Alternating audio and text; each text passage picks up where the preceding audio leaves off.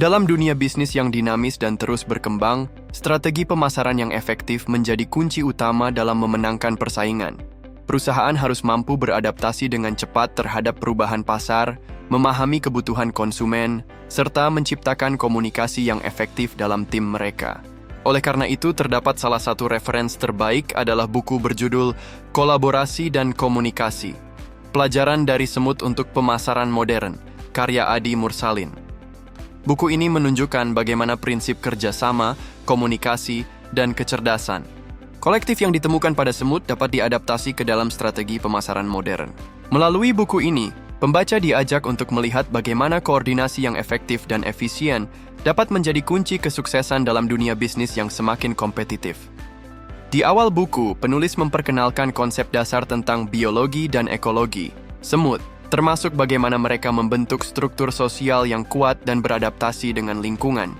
Dari sini, pembaca diajak untuk memahami bahwa kekuatan utama semut bukan hanya pada individu, tetapi pada sistem kerja sama yang mereka bangun. Prinsip-prinsip ini kemudian dihubungkan dengan strategi pemasaran modern, seperti kerja tim dalam organisasi, segmentasi pasar, dan respon cepat terhadap perubahan industri. Lebih jauh, buku ini memperkaya pembahasannya dengan berbagai studi kasus yang menunjukkan bagaimana perusahaan di berbagai sektor telah mengadopsi konsep swarm intelligence dalam strategi pemasaran mereka. Dari startup hingga perusahaan multinasional, banyak bisnis yang telah menerapkan strategi berbasis kerja sama dan komunikasi yang efisien untuk meningkatkan daya saing mereka.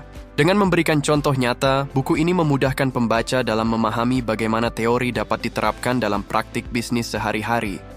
Selain itu, buku ini juga membahas pengaruh globalisasi dan teknologi dalam swarm marketing, yaitu strategi pemasaran yang meniru pola koordinasi semut dalam menciptakan keputusan kolektif yang cepat dan adaptif.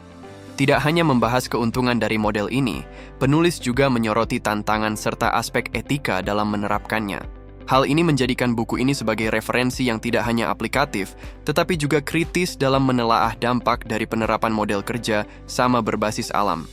Anda bisa mendapatkan buku ini di www.buku.asia atau melalui marketplace kami di Shopee, Tokopedia, dan TikTok Shop dengan link yang sudah dicantumkan.